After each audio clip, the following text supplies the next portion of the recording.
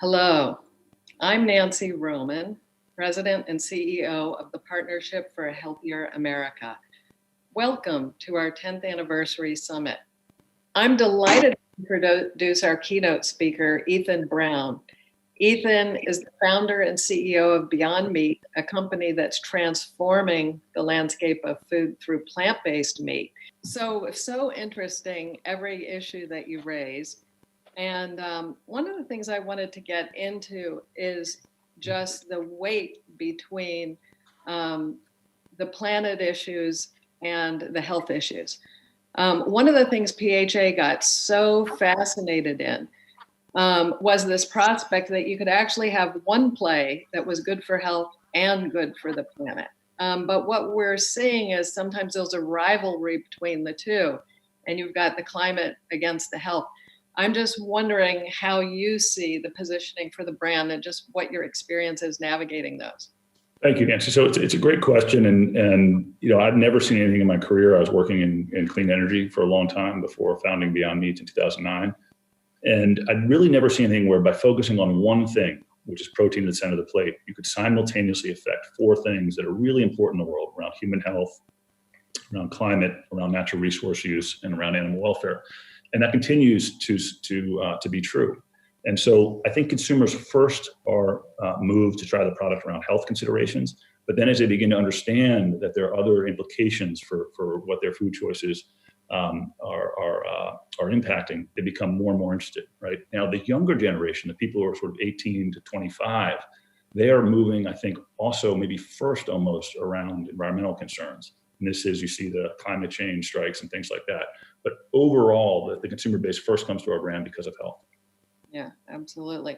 So talk to us a little bit about how you create a Beyond Burger. You touched on it a bit in the slides, but what really happens when a pea goes from being a vegetable to being a plant-based meat? And sure.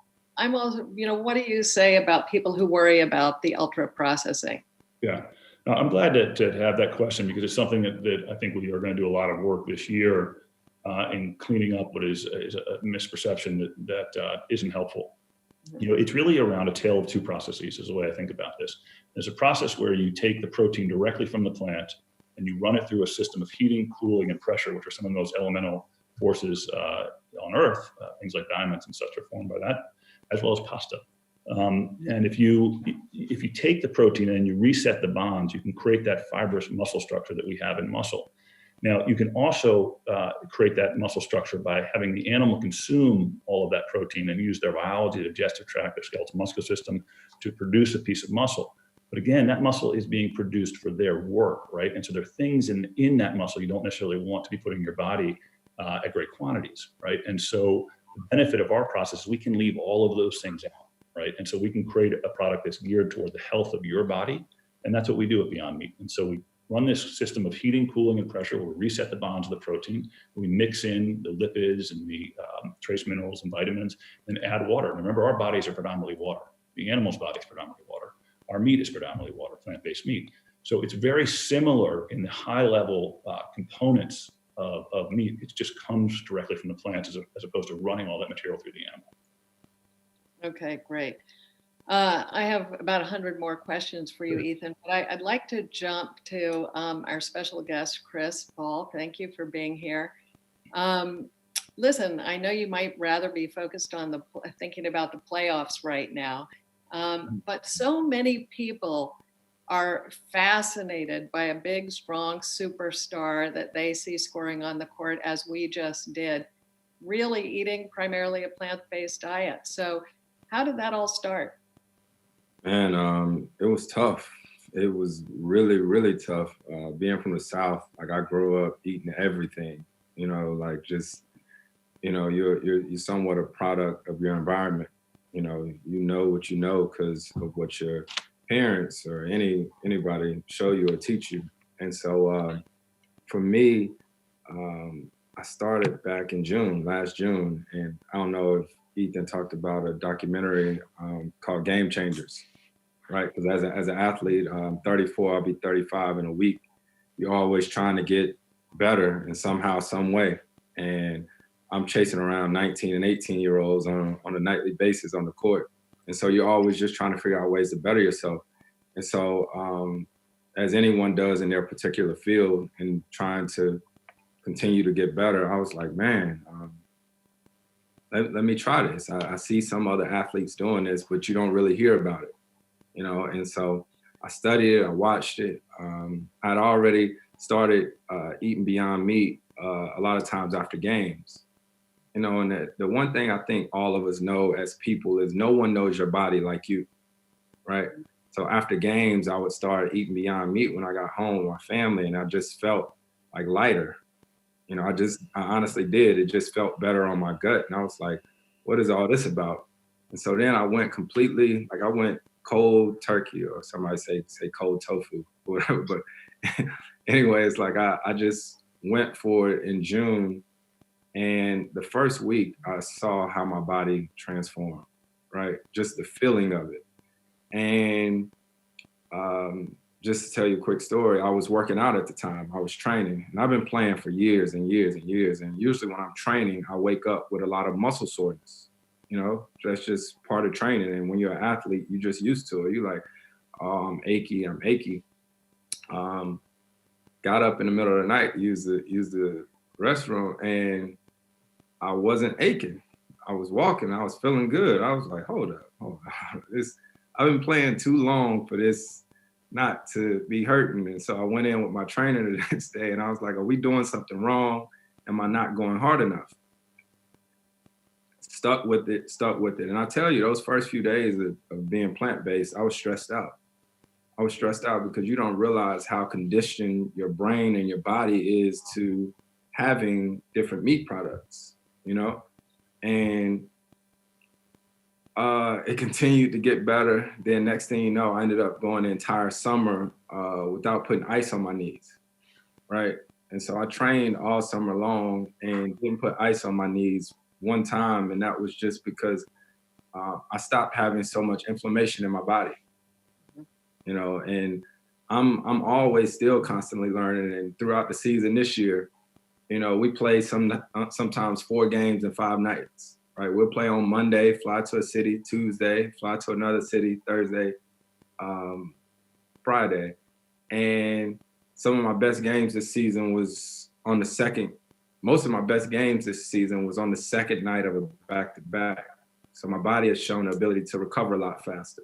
And I almost don't like to tell nobody about it, to tell you the truth. It's almost like my secret. Yeah, keep it. Yeah, but I'm just not built that way. I like to try to share that knowledge with other people because it also goes back to education. You know, as Ethan was saying, with my Club 61 program, a lot of kids where I'm from, especially in North Carolina and in urban communities and inner cities, they're not exposed to things like this. You know, so it's one of those things, you know what you know. So in order for me to try to help others in the next generation, I just want to try to provide as much information for them as possible. Yeah, well, that's a good segue to the next thing I wanted to ask you about. Ethan shared a wonderful story about, you know, your work in various communities that your NBA career has taken you to, specifically around food and nutrition. Can you tell us about that? Yes, ma'am. I've played in Oklahoma. I've played in New Orleans. I played in Houston, I played in LA. And so with my Club 61 program, what I did was we went and got 5 kids from each one of those cities, including my hometown of Winston-Salem, North Carolina, brought them out to LA and just tried to teach them a lot of different things. And what's so cool about food and nutrition for me is because I just, you know, sort of got like and thrusted in all of this in the past year or two. Right? Like I've been training for a while, trying to eat as best as I could, but I've seen the way it changed my life. And now it's a topic of conversation with not only me and like my teammates, but my parents, you know, and especially with COVID coming through and, you know, with the coronavirus, it's been amazing. My grandmother, right? My grandmother, who's back in North Carolina, has been sick. She had went into the hospital with different things, and seeing how this virus impacts, you know, your immune system and things like this, like, is kind of crazy how it was timely. Like how a year ago, this time, like I was always so bloated, you know, and I think a lot of times people don't realize that your gut is your second brain, right? Yeah. So your gut definitely, I mean, you guys know more than I do. Like I said, I'm still learning, but I've noticed that when my gut feels really good, everything else feels really good. And so my parents are older than me and have obviously have taught me just about everything that I know. So it's been really cool to actually teach them things about health and wellness. Mhm. Mhm.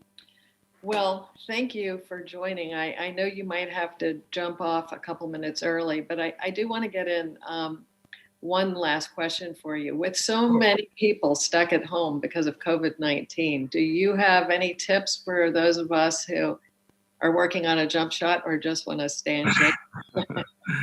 I think the biggest tips are, because this is new for me too, but I try to be inclusive with everything. I have kids, right? So in between my kids schooling, right, because school is in the morning from 8:30 to 3, I may make them go outside and run a lap. And then when school's over, we try to exercise together, you know, because everyone's at home now and they're like, what can I do? What can I do?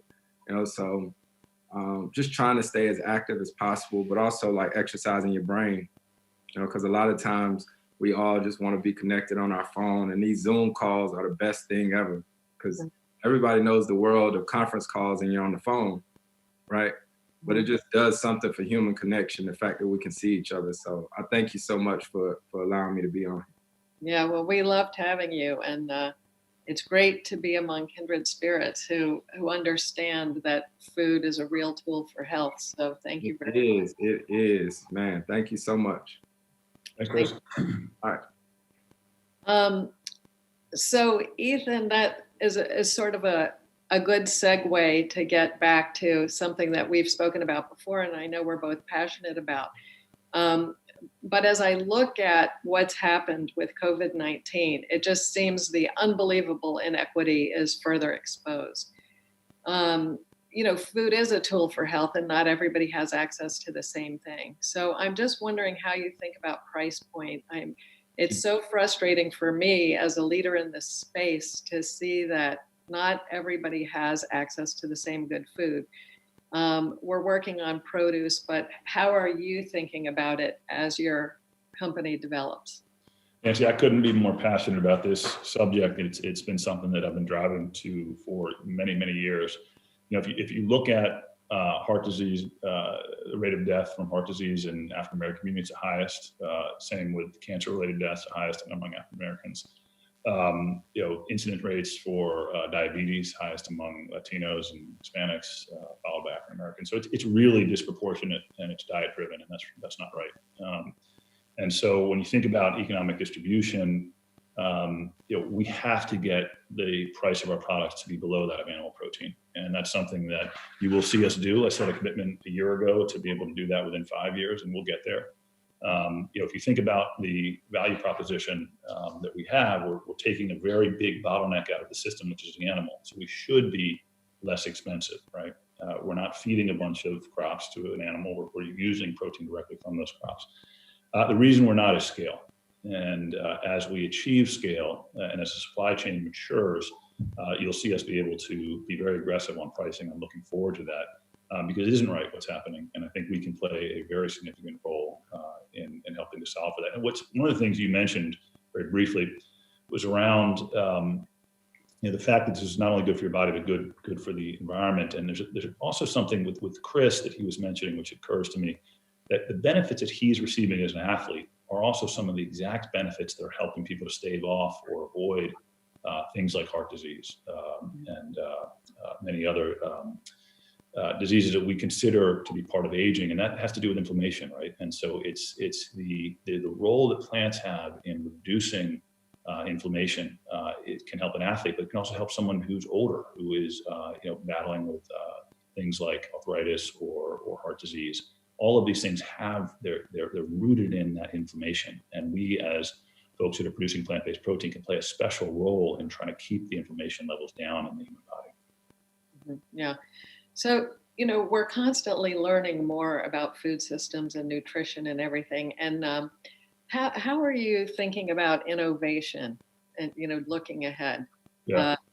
Yeah, it's also something I care a tremendous amount about. We are at the core of our company innovation engine, and I read a lot on successful innovation across time and their models that you can follow, and some of the key principles of those models are kind of rapid and relentless approach to trial and error, and so we do that here at Beyond Meat. It's almost breakneck speed at which we cover the development of products. So we have a high failure rate, but for every 1,000 fails, you get a terrific win. And so we designed our program here to be able to move very, very quickly. And we feel that that's more important to us than intellectual property law.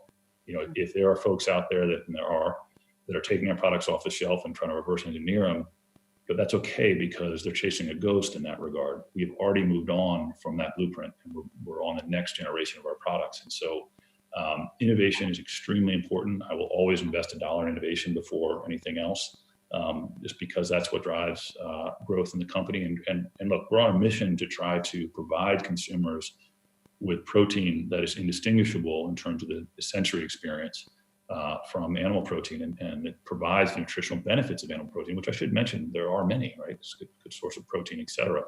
But we're trying to leave out that which is deleterious to the body. And so that is a strong social mission, and I think people feel very passionate about that here. So we have over 100 scientists and technicians in our labs here. Many of them came over from medical. A lot of them were working on treatment of cancer, for example, and now they come over here and have an opportunity to try to work on the prevention of diseases. And so it's core to our company, innovation is. Mm-hmm. One of the areas where we see real opportunity is for innovation really in the kinds of prepared meals that are available for distribution in places like convenience stores. And frankly, even in grocery stores, we think there's room to innovate with different kinds of prepared meals that are ready to go. Because you said the consumer wants, no GMOs, few ingredients, straight shooting. Yes, and they also want everything quick and fast and in just a couple minutes. So, just talk a little bit about what you see there. Yeah, so the future for us, we're going to continue to focus on really our three core categories of beef, pork, and poultry. But it is true that the consumer increasingly, particularly with COVID, is looking for meals that can be easily prepared at home. And so we have partnerships with folks that are integrating our products into their products in the grocery store. So be able to go and grab something that's been thoughtfully presented in terms of the combination of nutrients that's in the dish, I think is really important, and you'll see more and more of that from us.